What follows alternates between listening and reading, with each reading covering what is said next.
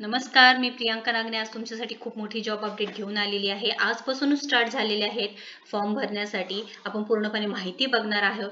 तुम्हाला जर बँकेमध्ये जॉब करायचा आहे, Maharashtra state cooperative bank limited यांच्याकडून ही जॉब अपडेट आलेली आहे। आपण पूर्णपणे सविस्तर माहिती बघणार आहोत।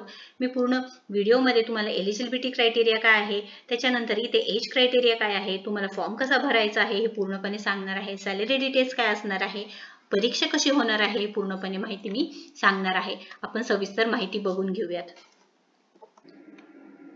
त्याआधी तुम्ही जर आपल्या चॅनलवरती नवीन असाल तर नक्कीच सबस्क्राईब करा। मी दररोज तुमच्यासाठी वेगवेगळे जॉब अपडेट्स घेऊन येते। वर्क फ्रॉम होम जॉब असू दे किंवा IT रिलेटेड जॉब असू दे, पिंपरी चिंचवड महानगरपालिकाचे जॉब्स असू द्या किंवा गव्हर्नमेंट रिलेटेड जॉब्स असू द्या, असे दररोज वेगवेगळे अपडेट्स मी आपल्या चॅनलवरती देत असते। सो नक्कीच सबस्क्राईब करा, लाईक करा, व्हिडिओला शेअर करा, जेणेकरून ज्यांना जॉबची गरज आहे त्यांच्यापर्यंत ही माहिती पोहोचत जाते। नक्कीच सगळे व्हिडिओ बघून आपण आता सविस्तर माहिती बघणार आहोत। The Maharashtra state cooperative bank limited यांच्याकडून ही भरती निघालेली आहे।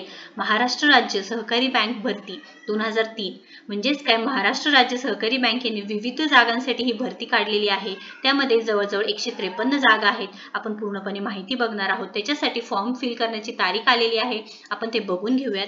आज म्हणजे 10 तारीख आहे फॉर्म फिल करण्यासाठी। 10/10/2023 पासून स्टार्ट होते वेबसाईटची लिंक आणि ऑनलाईन रजिस्ट्रेशन ऑफ ऍप्लिकेशन बघा इथे डेट्स दिलेले आहेत। 10/10/2023 म्हणजे 10 ऑक्टोबर 2023 पासून तुम्ही फॉर्म ऍप्लिकेशन भरू शकणार आहात।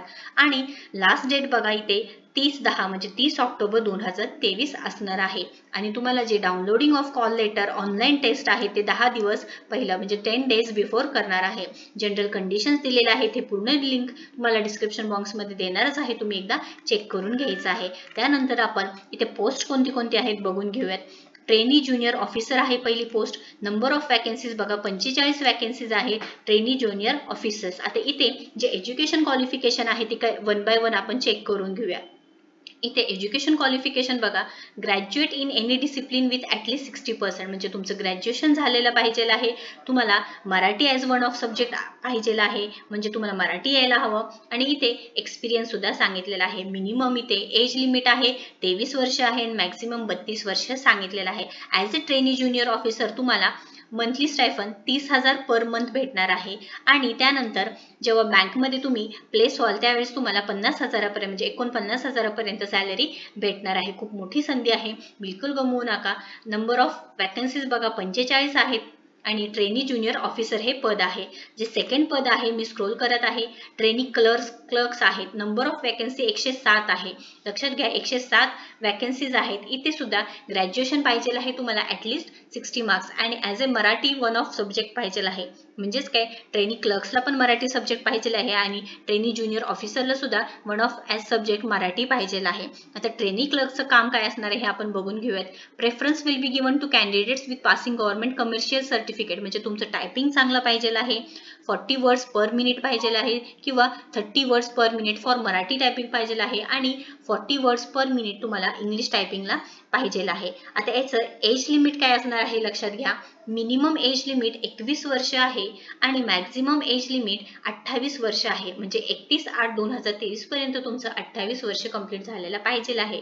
आणि जे कॅन्डिडेट्स आहेत त्यांनी 1995च्या आधी बॉन्ड झालेला नाही पाहिजे। 31/8/1995च्या आधी बॉन्ड नाही झालेलं पाहिजे। आणि ते स्टायफन 25,000 तुम्हाला ट्रेनिंग पिरियडमध्ये भेटणार आहे। म्हणजे चांगली गोष्ट म्हणजे काय, इथे ट्रेनी ज्युनियर ऑफिसर्स मध्ये सुद्धा तुम्हाला इथे ट्रेनिंग भेटणार आहे, त्यावेळेस तुम्हाला पेमेंट सुद्धा भेटणार आहे आणि ट्रेनिंग सुद्धा भेटणार आहे। आणि प्लेस झाल्यानंतर तुम्हाला 49,000 as a trainee junior officer भेटणार आहे आणि ॲज अ ट्रेनी क्लर्क्स तुम्हाला 32,000 तुम्हाला जेव्हा जॉब भेटणार आहे, म्हणजे तुम्हाला ॲज अ बँक रेग्युलर ग्रेडमध्ये भेटणार आहे त्यावेळेस तुम्हाला 32,000 भेटणार आहे। म्हणजे ट्रेनिंग पिरियडमध्ये पहिल्यांदा 25,000 भेटणार आहे। ट्रेनिंग झाल्यानंतर सक्सेसफुली जेव्हा तुम्ही प्लेस व्हाल त्यावेळेस तुम्हाला 32,000 रुपये भेटणार आहेत।